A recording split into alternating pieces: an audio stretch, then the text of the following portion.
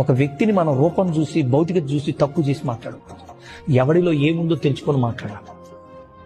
ఎవడికి ఎంత ఉందో కాదు, ఎవడి వెనక ఏముందో కాదు, ఎవడిలో ఏముందో తెలుసుకొని మాట్లాడాలి. చాలా ముఖ్యమండి ఇది. కాబట్టి మనసుతో మాట్లాడాలి, మనస్ఫూర్తిగా మాట్లాడాలి, మనసు తెలుసుకొని మాట్లాడాలి. తక్కువ చేసి మాట్లాడకూడదు, చేదరించి మాట్లాడకూడదు, దులపరించి మాట్లాడకూడదు, భౌతికతను చూసి మాట్లాడకూడదు. వాడు కారులో దిగితే ఒకలాగా, బండి మీద వస్తే ఒకలాగా, నడుచుకుంటూ వస్తే ఒకలాగా మాట్లాడకూడదు.